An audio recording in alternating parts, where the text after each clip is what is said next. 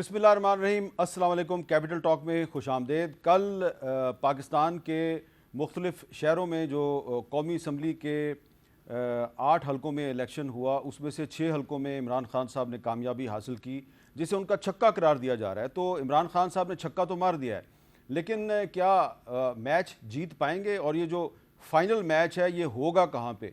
ये इस्लामाबाद शहर के अंदर होगा या इस्लामाबाद से बाहर होगा? और उनका जो मुतालबा है कि फ़ौरी तौर पे इंतखाबात करवाए जाएँ, इस मुतालबे को मानने में हुकूमत जो है वो क्यों रिलक्टेंस का मुजाहरा कर रही है, क्यों पसोपेश का मुजाहरा कर रही है? तो इस पर गुफ्तगू करेंगे।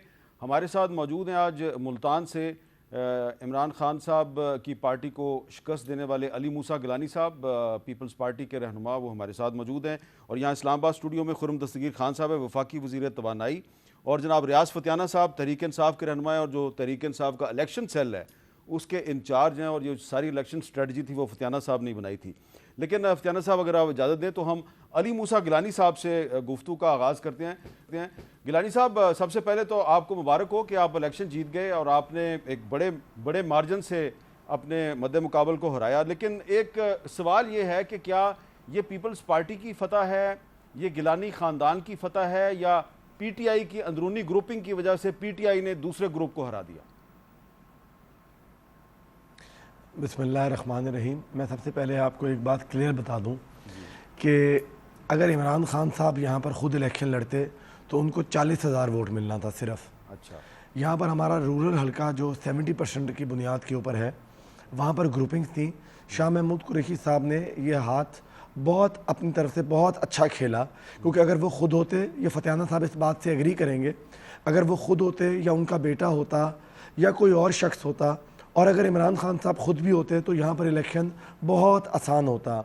शाह महमूद साहब से जो लोग नाराज़ भी थे, यहाँ पर 20-20, 30-30 साल से लोग खड़े हुए हैं जो उनसे नाराज़ थे, वो मुझे अगले इलेक्शन में वोट देंगे, लेकिन इस इलेक्शन में वो मुझे कहते थे कि यार वो हमारे घर आ गया है, वो बेटी को ले आया है, वो कहता है ये बेटी है। तो हमारे जो घर के अंदर हमारे जो इलाके हैं मज़ाफ़ाती, जो हमारे देहाती लोग हैं, हमारा बेटी धी बहनियों का बड़ा एहतराम होता है। तो जो बेटी जब किसी के पास चल के चली जाती है तो लोग कत्ल भी माफ़ कर देते हैं। तो वो तो एक वोटों की नाराज़गी थी। तो जो शाह महमूद साहब को जो उनका ग्रुप बचे रहे और जो उनको वोट उनके दोनों MPs ने आखिरी रात तक काम करवाए, सड़कें बनवाई, वासा की बेपनाह रातों रात मैंने वीडियोस भेजी कि रात को काम हो रहे थे, पर हम डेवलपमेंट के ख़िलाफ़ हैं ही नहीं। तो यहाँ पर जो इलेक्शन था, आपने देखा होगा कि बाहर का अगर एक 1988 में मियाँ मोहम्मद नवाज शरीफ साहब IGI थी उस वक्त शायद, या वो भी मुल्तान से इलेक्शन लड़े थे, गिलानी साहब के मुकाबले में। तो बाहर से बंदे को आना मुश्किल होता है बजाय इसके, क्योंकि लोकल हमारे यहाँ पर डिफरेंट कल्चर है, हर जगह डिफरेंट कल्चर होता है। तो मियाँ मोहम्मद नवाज शरीफ साहब 6 सीटें जीत गए थे, मुल्तान वो गिलानी साहब से हारे थे, क्योंकि मुल्तान के डायनामिक्स और हैं।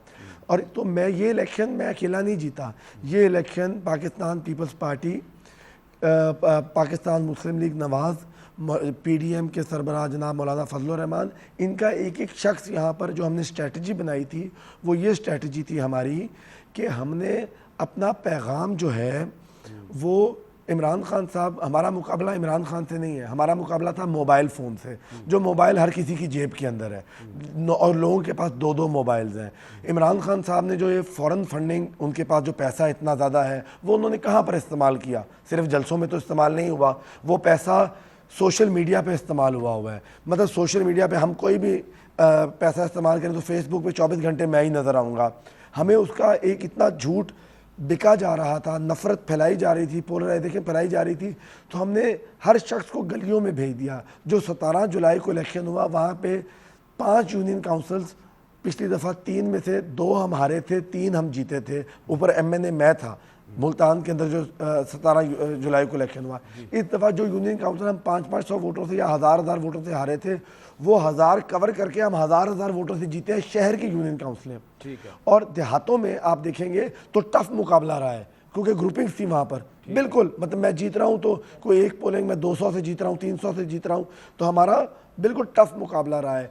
तो शाह महमूद साहब ने वहाँ पर बड़ी एक अपनी तरफ से तो बहुत बेहतरीन हाथ खेलने की कोशिश की, पर ऑब्वियसली हमारी जो स्ट्रेटजी थी, और देखिए एक बात है, मैं सिर्फ एक ही बयानिया लेके चला हूँ, चाहे 5 बंदों की कॉर्नर मीटिंग मैंने की है या 5000 बंदे का जलसा किया है, मैंने ये कहा है कि हमने नफरत की सियासत को ख़त्म करना है, झूठ की सियासत को ख़त्म करना है, और जो एक हमने तहम्मुल, साबिर और शाकिर पाकिस्तान को बनाना है। देखिए मैं आखिरी बात सिर्फ करना चाहूँगा, हमने चले जाना है दुनिया से, पर पाकिस्तान ने ता क़यामत कायम रहना है। हम पाकिस्तान को क्या देके जा रहे हैं? नफ़रत, सियासत की भेंट चढ़ा रहे हैं, छोटी सी सिर्फ किसी कुर्सी की खातिर या थोड़े से इक़्तिदार की खातिर। सिर्फ मैं यही बात करूँगा कि वो एक बरके बला कौन गई सारे चमन को, तुम खुश कि मेरी शाख नशे मन ही जली है। इमरान खान साहब जो आग लगा रहे हैं, ये फ़िलहाल तो शायद इनको खुश लग रहे हैं वक्ती तौर पर, लेकिन ये आग सिर्फ PPP, PMLN, JUII को नहीं लगाएगी, ये PTI को भी लगेगी, क्योंकि हमारा पाकिस्तान तो एक है ना, हमारी नस्ल तो एक है। अच्छा रियाज फतियाना साहब, क्योंकि आप इलेक्शन सेल के इंचार्ज थे, इलेक्शन स्ट्रेटजी थी आपकी, तो 6 सीटें तो इमरान खान साहब जीत गए, छक्का उन्होंने मार दिया, लेकिन मुल्तान में जो शिकस्त है, क्या हम ये कह सकते हैं कि वहाँ पे इमरान खान साहब का जो बयानिया है वो फेल हो गया? हामिद मीर साहब, गुजारिश ये है कि इमरान खान साहब ने तो 7 इलेक्शन लड़े हैं और 7 में से 6 जीते हैं जी, और आपने देखा होगा कि हमारे वो इस्तीफ़े एक्सेप्ट किए गए जिनके एनालिसिस में PDM के सबसे हमारे कमज़ोर हलके थे, ढूंढ के इन्होंने वो इलेक्शन वहाँ पे इस्तीफ़े एक्सेप्ट किए और सिंगल आउट किया उन लोगों को टोटल में से, और उनमें से 6 हलकों में जो हमारे सबसे कमज़ोर हलके थे, इमरान खान साहब जीत कर आए, छक्का लगा। जहाँ तक 7वें हलके का तल्लुक़ है, NA 237 कराची मलेर, उस इलाके में तो आपने देखा TV पे लड़ाइयाँ झगड़े, हमारे कराची सिटी के प्रेसिडेंट को मारा गया और वहाँ पे खौफ व हरास फैला दिया गया, बिल्कुल अजीब किस्म का माहौल था वहाँ पे, लोगों को डरा दिया गया कि लोग वोट कास्ट ना करने आए, और उसको हमने चैलेंज कर दिया है क्योंकि वो उस इलेक्शन को हम कबूल ही नहीं करते। रह गया मुल्तान अभी साउथ पंजाब में 3 इलेक्शन हुए हैं, एक मुल्तान, एक खानेवाल, एक बहावल नगर, तीनों में से हम 2 इलेक्शन जीते हैं, एक हारे हैं। इसी मुल्तान शहर में आज से ठीक 90 डेज़ पहले इसी कुरैशी ख़ानदान के ज़ैन कुरैशी साहब PDM को हरा कर MP इलेक्ट हुए हैं, सिर्फ 90 डेज़ का फ़र्क है। अब इशू ये हारे क्यों हैं? मेरा ख्याल अगर ये इलेक्शन भी इमरान खान लड़ लेते तो ये भी हम जीत जाते। इशू इमरान खान की मकबूलियत का नहीं है, इशू वहाँ हमारे अपने पार्टी के अंदर कुछ इस किस्म के हालात थे कि कुछ लोग इस फैसले को एक्सेप्ट नहीं कर रहे थे कि उनको दोबारा टिकट आपने कौमी असम्बली का क्यों दिया है, तो उस वजह से लोगों ने वोट ही नहीं कास्ट किया, घरों से निकले नहीं हैं। तो लेकिन मेरे पास जो 80,000 वोट कास्ट हो गया है रियाज फतियाना साहब, 80,000 वोट कास्ट हो गया है, 82,000 लोग निकले ही नहीं अभी तक। मेरे पास जो फैक्ट्स हैं फतियाना साहब, आपको मैं बता रहा हूँ कि NA 57 मुल्तान 4 जो है, यहाँ पे 2018 में ज़ैन कुरैशी साहब को 77,000 वोट मिला था और अली मूसा गिलानी साहब को 70,000 वोट मिला था, लेकिन अब कल के इलेक्शन में अली मूसा गिलानी साहब को 7,000 वोट मिले हैं और मेहरबानो कुरैशी को 82,000 वोट मिला। तो मेहरबानो कुरैशी यानी कि PTI के उम्मीदवार के वोट में 12,000 का इजाफा हुआ है। वो तो फिर भी बल्ले का निशान बड़ा पॉपुलर है, कई लोग जो नाराज़गी की वजह से नहीं आए वो तो नहीं आए, जो आ गए वो आ गए। लेकिन आप इसमें ये भी ज़हन में रखें कि इसमें 2018 के इलेक्शन में मुस्लिम लीग नून का एक सेपरेट कैंडिडेट था, अच्छा, जो अब नहीं था। हाँ। तो PDM की पहले 13 पार्टियाँ अलग अलग इलेक्शन लड़ रही थी, अब 13 पार्टियाँ मिल के इलेक्शन लड़ रही थी। ये अवामल भी आप इसको नज़रअंदाज नहीं कर सकते। और ओवरऑल मजमूई तौर पर देखें कि 17 जुलाई को हमने 75% रिज़ल्ट दिया, 3/4 20 में से 15 हल्के। इस मरतबा भी 11 हलकों में से हमने 8 हल्के जीते हैं, तो अब भी हमारा रिज़ल्ट 75% है। तो ये बहुत बड़ी कामयाबी है कि एक तरफ 13 जमातें हैं, वफाकी हुकूमत है, बहुत सारा पैसा इस्तेमाल किया गया है, और दूसरी तरफ एक जमात है, एक लीडर है, और वो हुकूमत वफाक में भी अपोजिशन में बैठा हुआ है, और फिर भी लोगों को पता है कि इन्होंने जीत कर भी नहीं जाना हाउस के अंदर कौमी असम्बली में, फिर भी वो हमारे बयानियों को सपोर्ट करके, ये तक रेफरेंडम हो गया है, 2 दफ़ा रेफरेंडम हुआ है, 17 जुलाई को हुआ है और अब 16 अक्टूबर को हुआ है। तो साबित हुआ है कि पाकिस्तान की अवाम बार बार ये कह रही है कि हम इस मौजूदा मैंडेट को अली मूसा गिलानी साहब कह रहे हैं पंजाब में तो आपकी गवर्नमेंट है ना जी, पंजाब में खैबर पख्तूनख्वा लोगों को में, पंजाब गिलगित से वफाक से बल्तिस्तान कितने काम होते हैं, और आज़ाद सबके काम जम्मू पंजाब कश्मीर से हैं। में पाकिस्तान के 6 में से 4 सूबों में इमरान खान की हुकूमत है। तो अच्छा, किसी मेरा तरह भी सवाल opposition मेरा आपसे ये है कि क्या मुस्लिम लीग नून जो है वो इस इलेक्शन में सिर्फ एक सूबाई असम्बली की सीट जीत सकी है, तो क्या इसकी वजह यह है कि नवाज शरीफ साहब की जो पाकिस्तान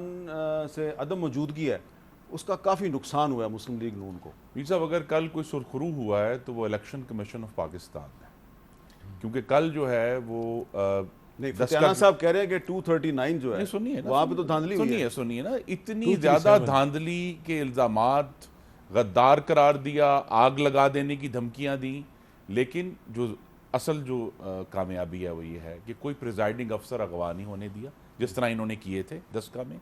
हमने कहीं फायरिंग नहीं होने दी, हमने कहीं वोटरों को हरासा नहीं होने दिया। इलेक्शन कमीशन ने हिम्मत की और कोई वोटिंग को ज़बरदस्ती गुंडों के ज़रिए स्लो नहीं किया गया। एक ऐसा इलेक्शन हुआ है जिस पे हमें ठीक है, हमें एक सेटबैक है, लेकिन उसके बावजूद अगर पाकिस्तान की आवाम की राय है तो हम सबको तस्लीम करनी चाहिए। और असल इशू ये है कि अब ये कहना जी रेफरेंडम है, भाई इनकी ये वो सीटें हैं, ये आपके नाजरीन को क्लियर होना चाहिए, जो पीटीआई ने छोड़ी थी।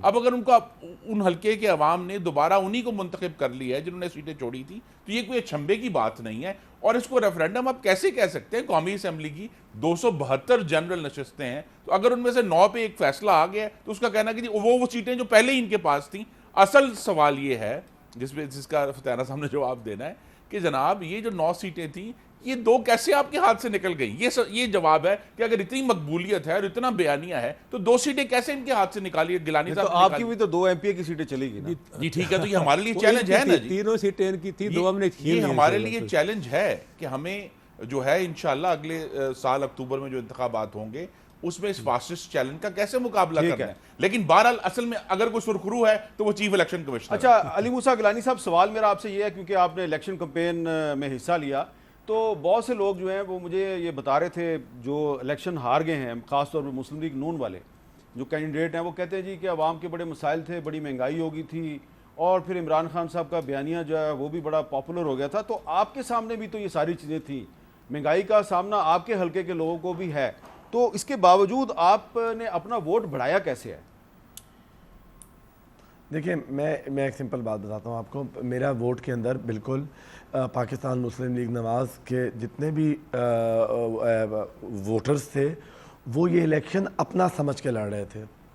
मौलाना फजलुर रहमान साहब की पार्टी के JUIF के लोग भी मेरे साथ बिल्कुल शाना बशाना मिले हुए थे, लेकिन ऑब्वियसली एक कैंडिडेट का भी फ़र्क होता है कि वो कितना आप उनको कैसे इंगेज कर सकते हैं। देखिए, ये जंग मैंने तो अकेली थी ही नहीं, मैं तो ये जंग अपने लिए, आपको क्या लग रहा है कि एक सियासतदान के लिए ये बहुत मुश्किल होता है कि उसने 8-9 महीने बाद दोबारा जनरल इलेक्शन में जाना है? तो मेरे पर बड़ा बोझ था ये इलेक्शन लड़ना। मैंने ये कहा कि मैं सिपाही हूँ मियाँ मोहम्मद नवाज शरीफ साहब का, आसिफ अली जरदारी साहब का, मौलाना फजलुर रहमान साहब का, इस PDM के और मुश्तरका हुकूमत का मैं सिपाही हूँ जो एक नफ़रत के ख़िलाफ़ लड़ रहा है। हमने अपने बयानिए को उसके प्रोपोगेंडे के ऊपर हावी करना था। मैं यही कहूँगा कि हमें जितने भी हमारे कैंडिडेट्स हैं, हम सबको अपनी इलेक्शन स्ट्रेटजी जो है उसको एक स्ट्रेटजी बना के इलेक्शन लड़ना चाहिए कि हमने ग्राउंड पे क्या काम करना है और हमने कैसे एक ऐसे शख्स की चीज़ को, जिसने इस मुल्क को कुछ नहीं दिया, ना फिज़िकली कोई ऐसी चीज़ दी है जिसको हम हाथों से छू सकें, आंखों से देख सकें या उसका फ़ायदा महसूस कर सकें। 4 साल के लिए जुल्फ़िकार अली भुट्टो भी 4 साल के लिए वज़ीर आज़म थे, इनके पास तो आज भी पंजाब की हुकूमत है। बंदा आज मर रहा हो, मुल्तान कार्डियोलॉजी के अंदर चला जाए हार्ट अटैक के लिए, 2 साल बाद का टाइम मिलता है बाईपास का। ये हालात हैं। एक BHU इन्होंने ठीक किया हो ना, नया ना बनाया हो, सिर्फ ठीक किया हो। ये बातें रियलिटी आवाम को बतानी पड़ेगी। हमें अपने कैंडिडेट्स को, जो हम अवामी नुमाइंदे हैं, हमें अपने थ्रू ग्राउंड में जाकर, ग्राउंड में रहकर हमें ये बताना पड़ेगा, लोगों को सच उनके दरवाजे पर दस्तक देकर बताना पड़ेगा, क्योंकि हमारा मुकाबला एक झूठ के साथ है। अच्छा, एक सवाल है, इतना वाफर मिकदार में बोला जा रहा है। एक सवाल है, क्या आपकी गुफ्तगू से और जो आपका इलेक्शन का रिजल्ट है, इससे हम ये एज्यूम कर सकते हैं या इस नतीजे में पहुंच सकते हैं कि अगले इलेक्शन में अब मुस्लिम लीग नून और पीपल्स पार्टी और JUI और ANP और ये जो तमाम आपके हुकूमती इत्तेहाद में शामिल जमातें हैं, इन सब को एक अलायंस बना के लड़ना है इमरान खान साहब से। आप अकेले अकेले इमरान खान का मुकाबला नहीं कर सकते। नहीं, देखें, ये फैसला तो पीडीएम करेगी, और मैं पीडीएम का कायदीन का बहुत मशकूर हूँ जिन्होंने मेरी सपोर्ट की, और उन्होंने ना सिर्फ मेरी सपोर्ट वर्बली की, उन्होंने अमली तौर पर भी की। और ये फ़ैसला उनका है। सीट्स पर ये हमें एनालाइज करना पड़ेगा कि हमें कैसे लड़ना है। जैसे पहले इलेक्शन हुआ था, हम तीनों पार्टीज़ में अलग-अलग भी लोग लड़े थे। PMLN भी जीती, पीपल्स पार्टी भी जीती। कहीं पर हम देख लेंगे कि कहाँ पर हमें फ़ायदा होता है हमारे विड्रॉ होने से PMLN को या किसी को। ये बातें तो उनका फैसले हैं, मैं तो इसमें कुछ नहीं कह सकता। इस पे अगर मैं ये जी कहूँ ना कि 8 हलकों में 6 में हम जीते हैं, कराची में गुंडागर्दी जीती है, और मुल्तान में अली मूसा गिलानी जीते हैं, तो ज़्यादा बेहतर होगा। पीडीएम तो सारी 8 सीटें हारी। तो अली मूसा गिलानी की जो जीत है ये जेन्युइन जीत है, हम इसको तस्लीम करते हैं। आप तस्लीम करते हैं, और आपने ये भी तस्लीम किया कि पीटीआई के अंदर भी गड़बड़ थी। मैं किया ना कि उसमें गड़बड़ की बात नहीं है, पार्टी ये यूनाइटेड है आपस में, वोटर थोड़ा सा बदल हो जाता है। तो ये पीडीएम तो 8वां इलेक्शन हारी है, मैंने अर्ज़ किया ना। और दूसरी इम्पॉर्टेंट बात यह है कि मुस्लिम लीग नून एक भी कौमी असम्बली की सीट नहीं जीत सकी। ये एक बड़ी अलार्मिंग बात लेकिन है। ये सारी सीटें तो पीटीआई की थी। लेकिन सवाल एक बड़ा जेन्युइन है, वो बड़ा अहम सवाल वो ये है कि इमरान खान साहब का इस वक्त मुतालबा यह है कि फौरी तौर पे इलेक्शन करवाया जाए। ये जो उन्होंने छक्का मारा है, 6 सीटें जीती हैं। और एक मैं बात करूँगा हामिद साहब कि अभी आप देखें कि 3 महीनों में 32 इलेक्शन हुए हैं। हाँ, 32 में से 24 इलेक्शन हमने जीते हैं। हाँ, और ये मेजॉरिटी देखें, 8 हम हारे हैं और 24 जीते हैं। 75%, 3/4 रिज़ल्ट हमने दिया है इन तमाम मुश्किल हालात में भी। नंबर 2, इस वक्त जो हमने वोट ये भी लिया है, 49.5% वोट हमें पड़ा है। ठीक है। और मुस्लिम लीग नून को और इनकी बाकी जमातों को मिला है 13.6%। ठीक है। ये भी एक बड़ी, मेरा ख्याल है कि बहुत बड़ा मैसेज है कौम का। और मज़ीद ये है कि हम तो पहले ही कहते हैं कि 2A हमारे साथ हैं, अल्लाह और अवाम। 2A इनके साथ हैं। तो ये सारी सूरत हाल है। अच्छा, अली मूसा गिलानी साहब, ये इस बहस में मैं नहीं पढ़ता कि कौन सा A आपके साथ है। आप कुछ कहना चाह रहे हैं, अपनी बात मुकम्मल कर लें। देखिए, मैं सिर्फ एक बात करूँगा कि इलेक्शन स्ट्रेटजी इलेक्शन के बारे में, वो ये है कि गाली का मुकाबला गाली से नहीं हो सकता। 2 wrongs can not make 1 right। यहाँ पर पीटीआई ने बहुत बदतमीज़ी की, बहुत हुल्लड़बाजी की, लेकिन हमने सब्र से हमने उनका जवाब जो है वो दिया ही नहीं। तो हमने किरदार से साबित करना है अवाम को, क्योंकि इमरान खान साहब, देखिए, अगर मैं जैसा बोलूँगा, मेरे जितने वोटर्स हैं या जो मेरे साथ हैं वो भी वैसे हो जाएंगे। तो मैं सिर्फ रिक्वेस्ट करता हूँ रियाज फतेहाना साहब के थ्रू कि प्लीज़ हमारा मुल्क एक डिवाइड का मुतहम्मल नहीं हो सकता, हमें तफरीक और इससे बचना चाहिए। मैं खुर्रम दस्तगीर साहब के का भी मशकूर हूँ कि इनकी ये साथ बैठे हुए हैं। मैं इनकी पार्टी ने, इनके कैंडिडेट्स ने मेरे लिए बहुत दिन रात मेहनत की है, और वैसे तो मैंने शुक्रिया अदा कायदीन का कर दिया है, पर मैं इनका भी करूँगा। मैं आपका भी शुक्रिया अदा करता हूँ कि आपका गला बैठा हुआ है कंपेन की वजह से, इसके बावजूद आपने हमारे लिए वक्त निकाला। अली मूसा गिलानी साहब, बहुत बहुत शुक्रिया। हम एक वक्फा लेते हैं और वक्फे के बाद हमारी गुफ्तगू जारी रहेगी।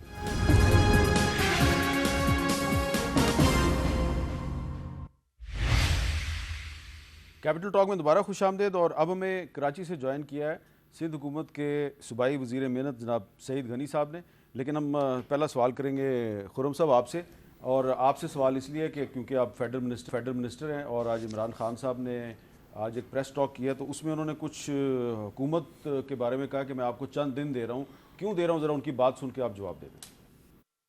ये मेरी मार्च अक्टूबर से आगे नहीं जाने लगी, ये अब से लेके अक्टूबर में किसी टाइम अनाउंस करूंगा। मैं इनको टाइम दे रहा हूं कि अभी भी आपके पास वक्त है। मुल्क की खातिर अपने आप को बचाते बचाते मुल्क को तबाह ना करें। और मैं अभी भी कहता हूं कि ये है टाइम आपके लिए इलेक्शन अनाउंस करने का। अगर आप नहीं करेंगे ये मैं मार्च करूँगा। तो अगर इमरान खान साहब को आपने इलेक्शन की डेट ना दी तो उन्होंने मार्च का ऐलान कर दिया, फिर आप किधर जाएंगे? इमरान खान देखें मुस्तकिल मिस्ड कॉल्स दे रहे हैं मार्च की, जब जो भी कॉल देते हैं मिस्ड कॉल है, मैं दे रहा हूँ, मैं परसों दे दूंगा, मैं अगले हफ्ते दूंगा। पहली बात तो ये है कि मार्च ज़रूर करें, यहाँ आके H9 पार्क में बैठें और एहतजाज करें, भरपूर करें, लेकिन इस्लामाबाद के शहरियों की जान और माल को हम नुकसान नहीं पहुँचाने देंगे, तो ज़रूर मार्च करें, वेलकम। दूसरा ये तो आप उनको इस्लामाबाद आने से नहीं रोकेंगे? कि देखिए अगर तो वो पुरअमन तरीके से मार्च कर रहे हैं तो उन्हें कोई नहीं रोके, क्यों रोकेंगे उन्हें? देखिए राना सनाउल्लाह साहब कहते हैं कि अगर तुम इस्लामाबाद की तरफ आए तो मैं तुम्हें गिरफ्तार कर लूंगा, ये देखिए उल्टा लटका वो दूंगा। इसलिए कि इमरान खान साहब जो हैं वो धमकियां देते हैं कि मैं ऐसे कर दूंगा, मैं हुकूमत पकड़ लूंगा, मैं ऐसे कर लूंगा। पाकिस्तान में जत्थेबंदी की इजाज़त नहीं है कि आप कोई जत्था लेकर आएँ और हुकूमतों को गिरा दें। दूसरा ये कि ये अपनी सीटें वापस जीत लेना कौन सा इनकलाब होता है जी, आप बता दें।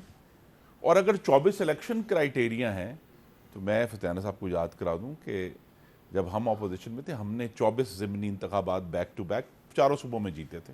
इन्होंने इलेक्शन करवाया कि अगर 24 इलेक्शन जीतने से, यहाँ तो अपनी सीटें जीती हैं, हमने तो नौशहरा तक में जाके नहीं, तो आपने सिर्फ 11 सीटें खाली करवाई ना, आप 123 की 123 सीटों पे इस्तीफे कबूल करते हैं इनके और इलेक्शन करवा देते जी। तो अब अभी भी शायद देर नहीं हुई, करवा देते हैं, कोई ऐसा इशू नहीं है, जरूर करवाएं। पक्की बात है जी जी करवा देते हैं। चले जी, फतेहाना साहब खुशखबरी आ गई आपके लिए। ठीक है, इशू ये है, देखिए अगर तो हम इस पर हैरान है, और फतेहाना साहब से मैं चाहूँगा कि वो माशाल्लाह पढ़े लिखे आदमी हैं, वो आप एक बता दें कि एक शख्स जिसने कौमी असम्बली से इस्तीफ़ा दे दिया है, अब वो इस्तीफ़ा दे के कहते हैं हमने इस्तीफ़ा नहीं दिया, अब वो 6 सीटों से जीते हैं, अब उनमें से 6 में से एक भी रख नहीं सकते, तो ये क्या खेल हो रहा है कौम के साथ? ये क्या साबित करने की कोशिश हो रही है? ज़रूर एक मार्का होगा, आज से ठीक 1 साल बाद अक्टूबर 2023 में आम इंतखाबात होंगे, ये भी होंगे, हम भी होंगे, तमाम जमातें होंगी और हम आपस में कंटेस्ट करेंगे। इस वक्त तो फोकस गवर्नमेंट का पूरी तरह इस पर है कि सैलाब ज़दगान को रिलीफ कैसे देना है, हमने महंगाई कैसे कम करनी है, हमने आगे से जो मुल्क में मुआशी इस्तेहकाम वो कैसे लेकर आना है, बिजली जो मेरी जिम्मेदारी है उसकी कीमतें कैसे कम करनी है। हमारे सामने तो ये चैलेंजेस हैं। ठीक है। यहाँ एक और कल PTI ने अनाउंस किया कि देखिए इमरान खान साहब ने 50 जलसे किए हैं 27 मार्च के बाद। अब वो 50 जलसे जो हैं मीर साहब, वो कोई 5 अरब रुपए के जलसे हुए हैं। क्या पाकिस्तान की आवाम को कोई उनका फ़ायदा हुआ? 5 अरब में से कोई 2.5 अरब ही सैलाब ज़दगान को दे देते तो शायद कोई टेंट लग जाता किसी का, कोई स्कूल लेकिन इमरान खान साहब ने फंड रेजिंग की है सैलाब ज़दा इलाकों जी, हमने अभी तक उसका कोई समर, उसका कोई फ्रूट सैलाब ज़दगान की मदद के लिए हम ही फील्ड में हैं और मियां शहबाज शरीफ आज भी सैलाब ज़दगान के साथ वहां मौजूद। इसका जवाब तो फतेहाना साहब दे देंगे, लेकिन सईद गनी साहब ये बताएं कि आज इमरान खान साहब ने कहा है कि जो कराची का हल्का आपने जीता है, जिसके बारे में आपने काफ़ी दिन पहले प्रेडिक्शन कर दी थी कि वो 237 आप जीत जाएंगे, अब्दुल हकीम बलोच साहब जीत जाएंगे, इमरान खान साहब कहते हैं वहाँ पे धांधली हुई है और कल तमाम दिन वहाँ पे धींगा मस्ती होती रही और लड़ाई मार कुटाई होती रही और तहरीक इंसाफ के एक MP जो हैं वो ज़ख्मी भी हुए। तो क्या कहेंगे कि क्या सिर्फ 237 में धांधली हुई है? मीर साहब, एक तो ये रिकॉर्ड है PTI का, ये कभी भी अपनी शिकस्त नहीं मानते, इलेक्शन कमीशन का अपने ख़िलाफ़ फ़ैसला नहीं मानते, अदालतों का अपने ख़िलाफ़ फ़ैसला नहीं मानते, अगर आपकी कोई राय उनके ख़िलाफ़ आएगी तो उसको नहीं मानेंगे। ये इनका मिजाज है, ये कभी भी अपनी ख्वाहिशात के ख़िलाफ़ किसी फ़ैसले को नहीं मानेंगे। वो खैर इनका हमें कोई फ़र्क नहीं पड़ता माने ना माने, लेकिन हकीकत ये है कि NA 237 में जिस एक पोलिंग स्टेशन का वो प्रिजाइडिंग अफसर का स्टेटमेंट आ गया, मैं तो कल से कह रहा हूँ कि इलेक्शन कमीशन उसकी इंक्वायरी कराए, उसकी तहकीकात करे। मैं आपसे पूछना चाहता हूँ, मुझे बताइए कि वो कौन से कम अकल लोग होंगे कि जो अपने ही डोमिनेटेड एरिया में जहाँ पे पीपल्स पार्टी के वोटर्स की मेजॉरिटी है वहाँ ज़बरदस्ती घुस के जो है ना 15-20 वोट डाल देंगे। मुझे तो बात समझ में आती नहीं है कि क्यों करेंगे। अगर किसी ने किया है तो उसकी बिल्कुल तहकीकात करें, उनको सज़ाएँ दें और हम उनके साथ खड़े होंगे। 194 पोलिंग स्टेशनों में से एक पे अगर प्रिजाइडिंग अफसर की शिकायत है तो उस पर ये कह रहे हैं कि जी इलेक्शन में धांधली हो गई है। डस्का की कहानी जो है वो किसी से ढकी छुपी नहीं है। उसके अलावा और बहुत वाक़यात ऐसे हैं जो PTI ने जो हरकतें की हैं। जो आपने इनके एमपी की बात की, बिलाल गफ्फार की, हामिद मीर साहब, कराची में ख़ास तौर पे इनके जितने लोग हैं, ये गुंडागर्दी करना, दींगा मश्ती करना, लोगों का छत्ता लेकर हमलावर हो जाना, गालम गलोच करना, बदतमीज़ी करना, दबाव डालना, ये हर आदमी को पता है। अपने रिपोर्टर से किसी से पूछ लीजिए, करते हैं ये। कल भी वो एक पोलिंग स्टेशन में घुसे लोगों के साथ, वही इनका स्टाइल बदमाशी वाला, दादागिरी वाला उन्होंने किया। हमारे एमपीए सलीम बलोच को इत्तला मिली कि फ़लाँ पोलिंग स्टेशन पर इस तरह हमलावर हुए हैं, तो वो वहाँ पहुँचे हैं, तो ये बाहर उनको मिले, उस वक्त ये निकल गए थे बाहर। और एक और वीडियो आई है जिसमें वो लोग, इनको कुछ हाथापाई हो रही है, मारकुटाई, वो हमारे कैंप में हो रही है पीपल्स पार्टी के। अब सवाल ये पैदा होता है कि बिलाल गफ्फार भाई हमारे कैंप में क्या लेने आया था? जब हमारे कैंप में आएगा, लोगों से बदतमीजी करेगा, वहाँ लड़ाई हुई, सलीम बलोच उसको छुड़ाने आया है। वो आप देखें, वो पीछे से अलग से आता है और शायद लोगों को हटाता है, उसके बाद वो हटता है, उसके बाद ये साहब खड़े हो जाते हैं। तो अगर ये बदमाशी करेंगे, गुंडागर्दी करेंगे, तो भाई मेरे कहीं ना कहीं 2-4 सरफरे हमारे पास भी होते हैं, कुछ झगड़ा हो गया है, लेकिन आपके पास ये लाइसेंस तो नहीं है ना कि आप हर जगह घुसें और दादागिरी करें। तो वो भी इनकी अपनी वजह से हुआ था। और इससे पहले आपको याद होगा एक और इलेक्शन भी हुआ था मलीर में, उसमें हलीम आदिल शेख ने हरकत की थी। वो मुसल्ला लोगों के साथ पहुंच गया था, अपनी गाड़ी पर खुद ही फायर कर दिया, फिर वो गाड़ी गायब कर दी, इलीगल गाड़ी थी वो भी, और सारे कुछ कहानी हुई थी, उस भी उन्होंने खुद किया था ये सारा। तो ये इनकी रिवायत है, ये करते रहते हैं। और मैं तो अभी देख रहा था कि हकीम बलोच साहब ये कह रहे हैं कि अगर इनको दोबारा शौक है ना इलेक्शन कराने का, दोबारा करा लें, इंशाल्लाह ताला ज्यादा वोटों से हराएंगे इनको। जी, तो उसके लिए फिर हकीम बलोच साहब पहले हलफ लें, फिर इस्तीफा दे दें, क्यों?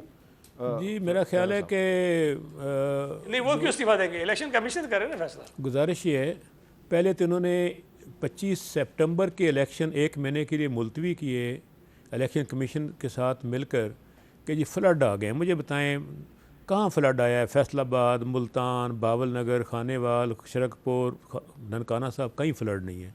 ये भी कौम से मजाक हुआ। फिर कराची में कहते हैं उनके कैंप के सामने से गुजरा है वो बंदा, और वो सिर्फ एमपी नहीं, कराची पीटीआई का सरबराह है, वो सदर है पीटीआई का, और उनके इतना तशद्दुद किया गया वो तो मरने से बचा है। और वहाँ पे सारा दिन खौफ और राज फैलाया गया, इतना खौफ और राज फैलाया गया कि लोग पोलिंग में वोट डालने से भी घबराने लग गए। ये जानबूझ के एक सेट प्लान था, वो खुद ये पहले फरमा चुके थे हमने इलेक्शन जीतना है NA 237 का, और उन्होंने जीता, लेकिन वो फेयर इलेक्शन नहीं हुआ। ये मैं इनको चैलेंज करता हूँ, ये ना ओथ करवाएं, दें इस्तीफ़ा, और फिर फेयर एंड फ्री इलेक्शन करवा लें, इसी पे सारी तय हो जाएगी मुस्तकबिल की पॉलिटिक्स। अगर हम NA 237 हम जीत जाएं, फेयर इलेक्शन में झगड़ा ना हो, तो फेयर इलेक्शन का क्या मेयार है कि झगड़ा ना हो?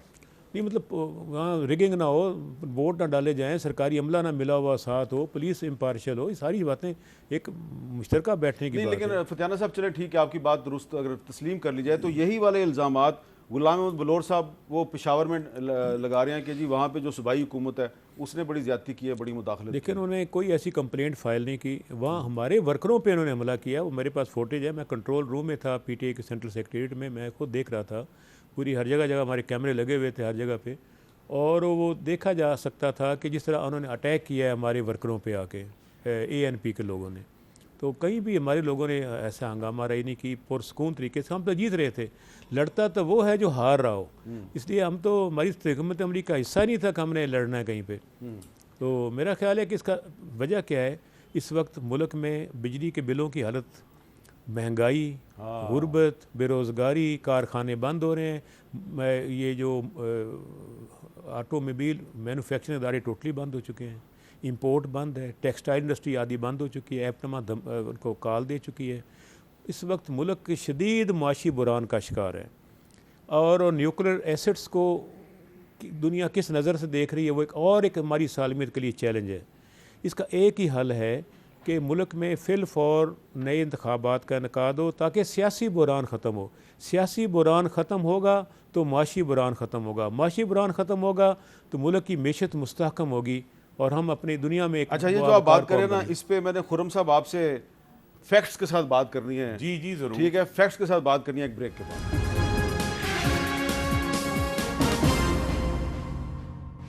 कैपिटल टॉक में दोबारा खुशामदीद। खुर्रम दस्तगीर खान साहब, जो वक्फे से पहले फतियाना साहब महंगाई की बात कर रहे थे, तो यकीनन महंगाई भी एक फैक्टर था इस ज़िमनी इलेक्शन में, जो आपके कोई उम्मीदवार जो हैं उनको इतने वोट नहीं मिले। तो इसमें जो ग्राउंड रियलिटी है, जो मार्केट्स में जो सूरत हाल है, मैं चाहता हूँ ज़रा आप देखें ताकि आपको पता चले कि प्रॉब्लम है क्या।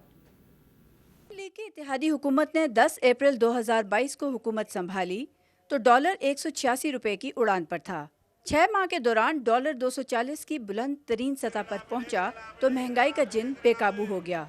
इंटरबैंक में डॉलर कम होकर अब 218 रुपए पर आ तो गया, लेकिन दाल, रोटी, सब्जी, फल, गोश्त सब कुछ इतना महंगा हो गया कि गरीब ही नहीं मिडिल क्लास की भी चीखें निकल गईं। जो रूखी सूखी उनको पहले सस्ती पाई में मिल जाती थी, अब उससे भी महरूम हो गए हैं। हमें किसी से कोई गर्ज नहीं कि कौन सा लीडर आ रहा है कौन सा जा रहा है, हमें रिलीफ मिलना चाहिए। 6 माह के दौरान पेट्रोल 149 रुपए फी लीटर से होता हुआ अब 224 रुपए तक जा पहुंचा है। इस दौरान डीजल 276 रुपए की अपनी इंतहाई सतह पर था। इसी रेट पर पब्लिक ट्रांसपोर्ट के बड़े किराए कम हुए, न ही शहरियों की मुश्किलात। हम गरीबों के लिए तो वही किराया बढ़ता ही जाएगा, कम तो नहीं होगा। मौजूदा हुकूमत के 6 माह के दौरान 15 किलो फाइन आटा 1050 का था, जो 550 रुपए इजाफे के बाद अब 1600 रुपए तक जा पहुंचा है। 90 से 95 रुपए फी किलो चक्की आटा अब 120 रुपए का, जबकि दालों में फी किलो 20 से 25 रुपए और कुकिंग ऑयल में महज 50 रुपए फी किलो कमी आई। जब हमजा शहबाज वजीर आला पंजाब बने तो उन्होंने सस्ता आटा स्कीम शुरू करते हुए 10 किलो आटे का बैग 490 रुपए किया।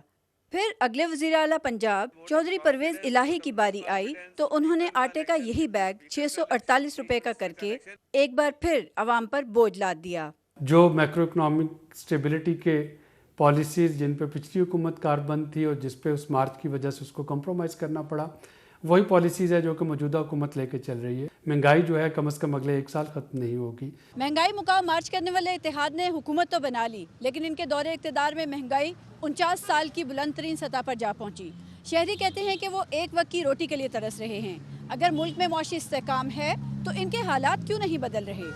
कैमरामैन अब्दुल साम सोमरो के साथ राशिद शोएब, कैपिटल टॉक, इस्लामाबाद। जी खुर्रम दस्तगीर साहब, अब यकीनन आपको समझ आ गई होगी कि आपने महंगाई का रिकॉर्ड तोड़ा तो इमरान खान साहब ने 6 हल्के जीत के रिकॉर्ड तोड़ दिए। नहीं, पहले तो देखें, इमरान खान साहब इंतखाबात में बिल्कुल संजीदा नहीं है। अगर वो वाकई संजीदा होते तो अब तक अपनी पंजाब और खैबर पख्तूनख्वा की हुकूमतें तहलील कर चुके होते। हाँ, ये तो बड़ा क्लियर है कि वो हाँ प्रेशर ज़रूर डाल रहे हैं, लेकिन वो वाकई इंतखाबात नहीं चाहते। वो भी ये चाहते हैं कि अगले साल ही हों, क्योंकि वो पंजाब और KP की हुकूमतें क्यों लेकर चली जा रहे हैं। दूसरा इशू ये है कि इमरान खान 4 साल इस मुल्क पर हुक्मरान रहे हैं, तब भी रिकॉर्ड महंगाई हुई थी। और आज की जो महंगाई और उस वक्त की महंगाई, उसका मंबा एक ही है, जो इमरान खान ने 2019 में IMF के साथ एक गरीब दुश्मन, तरक्की दुश्मन मुआहिदा किया था। उसके असरात है, जिसकी वजह से आज सुलाइड साहब कह रहे हैं कि पॉलिसियां नहीं बदली, क्योंकि हम IMF प्रोग्राम। लेकिन आप अपना ये बयानिया जो है ये पब्लिक को क्यों नहीं कन्विंस कर सके, वो क्यों वोट नहीं डाल रही है आपको? जी देखिए, जहां भी हम पूरी कोशिश कर रहे हैं, और अभी 1 साल में वो इमरान खान का जो छोड़ी हुई तबाही है उसको रिकवर कर रहे हैं। खाने पीने की जो चीज़ें हैं उनमें महंगाई का बहुत ज़्यादा ताल्लुक अब पिछले फ्लड से है, कि जो सैलाब आया है वो एक आसमानी आफत थी, उसकी वजह से है। लेकिन इंशाल्लाह इस हुकूमत में 10 माह बाकी हैं, हम इसको रिकवर करेंगे। ये जो मुआशी इस्तेहकाम है, कीमतों का इस्तेहकाम है, लेकिन सवाल यही है कि ये जो इस बुनियाद है वो इमरान खान का 2019 का गरीब दुश्मन मुआहिदा है, जिसके बाद से लेकर वो तब से शुरू हुआ है, अभी तक महंगाई रुक नहीं सकती। अच्छा फतियाना साहब, ये बार बार कह रहे हैं इलेक्शन 10 माह के बाद होगा, तो अगर ये इलेक्शन की इलेक्शन 12 माह के बाद होगा। 12 माह के बाद? जी 12 माह के बाद होगा, तो क्या हुकूमत करेंगे? के 10 माह है। इमरान खान साहब क्या करेंगे फिर? तोड़ देना, पंजाब हुकूमत तोड़ दें, देखें पहली KP की बात हुकूमत तोड़ दें, क्यों नहीं तोड़ते? पहली बात ये है कि जो महंगाई डॉलर नीचे आया है ना, इसकी ये मसनूई है, क्योंकि सैलाब की वजह से जो बाहर से फ़ॉरेन एक्सचेंज पाकिस्तान में आया है फिनंशियल सपोर्ट में, वो उसकी वजह से रेल पेल हुई है और वो नीचे आया, ये फिर ऊपर चला जाएगा, ख़तरा इस बात का है। नंबर 2, देखें हम एक पैकेज के लिए तैयार हैं, बिल्कुल हम सूबाई असम्बलियाँ तोड़ने के लिए तैयार हैं। खुर्रम साहब बात कर लें अपनी लीडरशिप के साथ, हम एक टेबल पे बैठ जाते हैं और सिंध असम्बली और कौमी असम्बली आप तोड़ने की बात करें, पंजाब असम्बली और खैबर पख्तूनख्वा असम्बली हम तोड़ देते हैं। एट ए टाइम, एक ही वक्त में ये चारों लीडर्स बैठ जाएं, चारों सूबों के, वज़ीर आला और वो साइन कर देंगे और वो असम्बलियाँ टूट जाएंगी, इकट्ठा इलेक्शन हो ये जाएगा। क्यों तोड़ दें असम्बली? हाँ जी, ये नहीं, किस बात अगर आप समझते इतनी मकबूलियत है तो पंजाब में असेंबली तोड़ के आप इंतखाबात करा के स्वीप कर लें। नहीं, केपी में इतनी मकबूलियत है तो स्वीप कर लें। आपको कौमी इलेक्शन जब आएगा तो आप तब स्वीप कर लेना। एक अगर आप वाकई संजीदा हैं, अवाम के सामने समझते हैं कि इतनी मकबूलियत है तो पंजाब और केपी की अच्छा, सईद गनी साहब, आप सिंध असम्बली तोड़ने के लिए तैयार हैं? अगर पीटीआई पंजाब असम्बली और केपी के असम्बली तोड़ने के लिए तैयार हो जाए तो आप सिंध असम्बली तोड़ देंगे? भाई हमें तो इलेक्शन की कोई जल्दी नहीं है ना मीर साहब, हम तो चाह रहे हैं कि असम्बलियां अपनी मयाद जल्दी पूरी जिनको करें। है वो तोड़े ना, उसके बाद हमें तो कोई इंतखाब में जल्दी चले नहीं। जाएं। हम तो चाहते हैं कि जिसको- पार्लियामेंट अपनी जिनको पूरी करे। जिनको जल्दी है, जिनको जल्दी है वो तोड़े ना, वो तो तोड़ इसका- नहीं रहे, हम क्यों तोड़े? लेकिन बातचीत तो होनी चाहिए, इस पे तो आप मानते हैं, बातचीत होनी चाहिए। जी असल में जितने नतायज आ गए हैं इलेक्शन के, देखिए बातचीत PDM को तो आप समझते नींद हैं उड़ कि जाती है इमरान जब हम खान इलेक्शन जिस की बात स्टेट ऑफ करते माइंड हैं। में है, खौफ उनसे ज़दा है। मीर साहब बातचीत नहीं हो सकती जो पाकिस्तान को चलें, श्रीलंका लेकिन बनाने आपको की बातचीत बार-बार धमकी अल्टीमेटली देते हैं। बातचीत करनी श्रीलंका पड़ेगी। बनाने वालों से हमारी बात नहीं हो आप तीनों का बहुत बहुत शुक्रिया, लेकिन अल्टीमेटली बातचीत ही से होते हैं। इजाज़त दीजिए, अल्लाह हाफ़िज़।